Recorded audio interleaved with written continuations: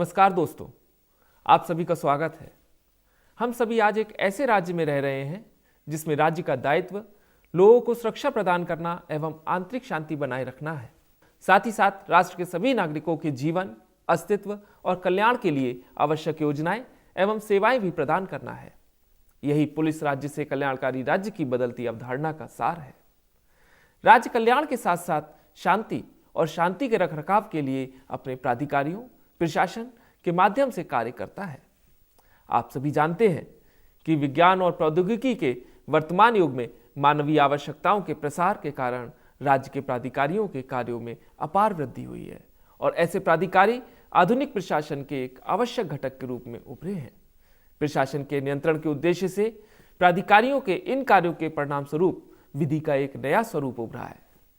आज अधिवक्ता एवं न्यायालयों के साथ साथ सामान्य जन सरकार के प्रशासनिक कृत्यों की कमियों को दूर करने के लिए सरकार को सचेत कर सकते हैं, जिससे सामाजिक मानव जीवन में बदहाली के बजाय खुशहाली हो, जो कल्याणकारी राज्य में सरकार का परम कर्तव्य एवं दायित्व है। इसलिए प्रशासन के बारे में आप सभी को जागरूक करने हेतु, इसके कार्य, शक्ति एवं नियंत्रण से परिचित कराने हेतु मैं कृष्ण कुमार विधि के क्षेत्र में 10 वर्षों से अधिक के शैक्षणिक अनुभव के साथ और वर्तमान में डॉक्टर हरि सिंह गौर विश्वविद्यालय सागर के विधि विभाग में सहायक प्राध्यापक के पद पर कार्यरत आपको प्रशासनिक विधि पर एक मूक पाठ्यक्रम के लिए आमंत्रित करता हूं। मूक मैसिव ओपन ऑनलाइन कोर्स, जो कि मानव संसाधन विकास मंत्रालय की सर्व शिक्षा नीति के उद्देश्य पूर्ति हेतु एक पहल है। इस पाठ्यक्रम को हिंदी में प्रस्तुत करने का उद्देश्य अधिकाधिक विद्यार्थियों को उनकी भाषा में शिक्षित करना है, क्योंकि हिंदी भाषा राष्ट्र की राजभाषा के रूप में देश की एकता, अखंडता एवं गौरव का प्रतीक है। प्रशासनिक विधि पर यह पाठ्यक्रम प्रशासन की संरचना और उसके बहुआयामी कार्यों को करने के तरीके और उसकी शक्तियों को समझने का अवसर प्रदान करता है। ये नौकरशाही प्रक्रिया के माध्यम से भारत के संविधान की उद्देशिका में वर्णित उद्देश्यों और भारतीय संविधान के दर्शन के अनुसार राज्य के विकास के दृष्टिकोण और सामाजिक कल्याण के उद्देश्यों की प्राप्ति को ध्यान में रखता है। इस पाठ्यक्रम में शामिल मुख्य शीर्षक हैं प्रशासनिक विधि एवं सिविल सेवा का विकास, प्रकृति और क्षेत्र, प्रशासन की विधायी एवं न्यायिक शक्तियां, प्रशासनिक कार्यों का न्यायिक नियंत्रण, प्रशासनिक विवेकाधिकार एवं राज्य का उत्तरदायित्व, सार्वजनिक निगम एवं विवाद प्रतितोष।